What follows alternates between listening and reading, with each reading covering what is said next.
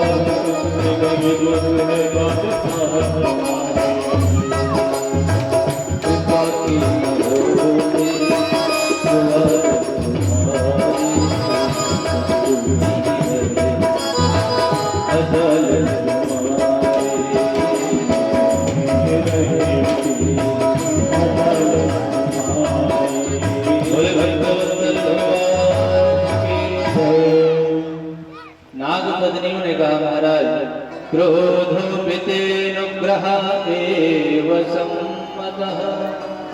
प्रभु आप जब क्रोध करते हो तो उसमें भी आपका अनुग्रह होता है, आपकी कृपा होती है।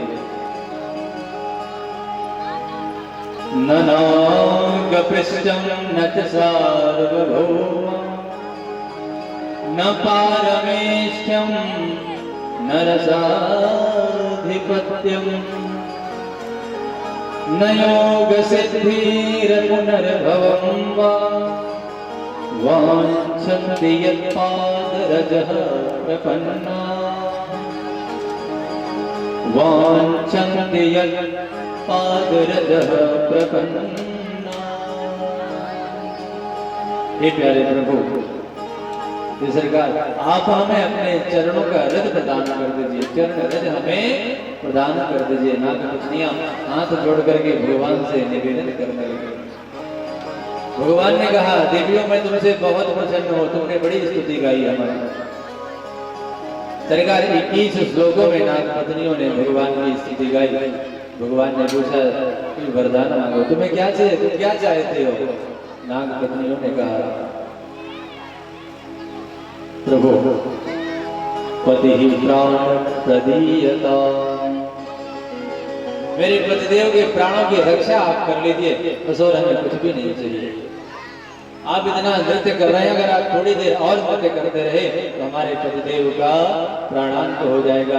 इसलिए सरकार आप कृपा करके अपना नृत्य बंद कर दीजिए और हमारे पति ही प्राण प्रदीयता, मेरे पति के प्राणों की रक्षा कर दीजिए। हम आपसे विनती करते हैं, नमन करते हैं, आपसे निवेदन करते हैं। जब भगवान से निवेदन की नागपत्नियों ने तो भगवान प्रसन्न हुए, भगवान नीचे उतरे और जब नीचे उतरे तो गुरुदेव भगवान बताते हैं कि बड़े क्रोध में आकर के अभी भी कालियानाग का अभिमान नहीं गया। कालियानाग भगवान से प्रश्न करता है वयम फलाः सहोत्पत्त्या तामसं दीर्घमन्यवा स्वभाव दुष्त्यजुनाथ लोकानां यदसद्ग्रहः। अच्छा एक बात बताओ भगवान, ये सृष्टि किसने बनाई? भगवान ने कहा मैंने। अच्छा जीवों को किसने बनाया? भगवान ने कहा मैंने। ये बताइए कि पशु पक्षियों को किसने बनाया? भगवान ने कहा मैंने। सर्पों को कौन बनाया? भगवान ने कहा मैंने। इनको विष किसने प्रदान किया? भगवान ने कहा मैंने। स्वभाव किसने दिया? ये तामसी स्वभाव किसने दिया? भगवान ने कहा मैंने दिया। तो जब सब कुछ आपने दिया तो इसमें प्यारे हमारी कौन सी गलती है? आप बताओ। जिसका दंड हमें आप दे रहे हो, हमारी गलती कौन सी है? भगवान ने कहा कि पतंती यमुना का गाहा तुम्हारे विष के प्रभाव से, विष से विषाक्त जल के प्रभाव से ऊपर से कोई पक्षी भी जाता है तो वो गिर पड़ता है। तुम्हें ऐसा नहीं करना चाहिए। भगवान ने कहा अगर हमने विष प्रदान किया है, सर्पयोनि प्रदान की है, तो रहने के लिए स्थान भी तो दिया है, रमण द्वीप में स्थान प्रदान किया है, वहां पर क्यों नहीं रहते? अब तो मजा था। कालिया नाग ने कहा प्रभु वहां पर हम इसलिए नहीं रहते क्योंकि वहां पर भय है। कैसा था? गरुड़ का भय है।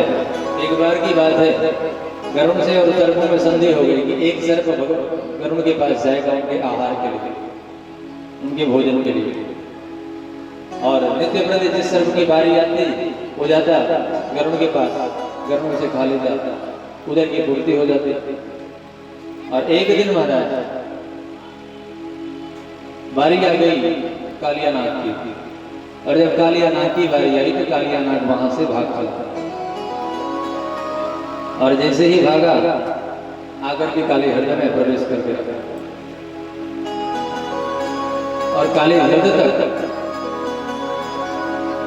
जब आया तो प्रातः काल पक्षीराज गरुड़ को जब भूख सताने लगी, सीधा सताने लगी, तो पक्षीराज गरुड़ ढूंढने लगे कालिया नाग को, और ढूंढते ढूंढते काले हृदय के पास आए। और जब काले हृदय के पास आए तो यहीं पर एक सौभरी ऋषि रहते थे। कालिया नाग जब ढूंढने पर नहीं मिला तो काले हृदय में मत्स्यराज दिखा, और भूख प्यास से तड़प रहे गरुड़ जी के समझ में कोई बात नहीं आई, और मत्स्यराज को अपनी चोंच में दबाए और लेकर के उड़ गए। अत्र प्रविश्य गरुडो यदि मत्स्यां सखादते सद्यः प्राणैर्वियुज्येत सत्यमेतदब्रवीम्य।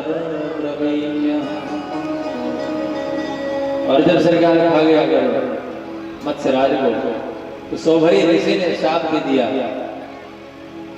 अब अगर दोबारा काले हृदय की तरफ आया तो मृत्यु को प्राप्त हो जाएगा। तो सरकार में काले हृदय में इसलिए रहा करता था कि यहाँ साप बस आवत न। गरुड़ यहाँ साप के कारण, ऋषि के साप के कारण गरुड़ यहाँ आएगा नहीं, और हम यहाँ से सुरक्षित रहेंगे। भगवान ने कहा अब तुम रमण द्वीप की तरफ प्रस्थान करो। अब गरुड़ वैसे भी तुम्हें खाएगा नहीं, क्योंकि तुम्हारे सिर पर, तुम्हारे कणों पर हमारे पद चिन्ह बन गए हैं। बोले भक्तवत्सल भगवान की जय, बाल कृष्ण लाल की।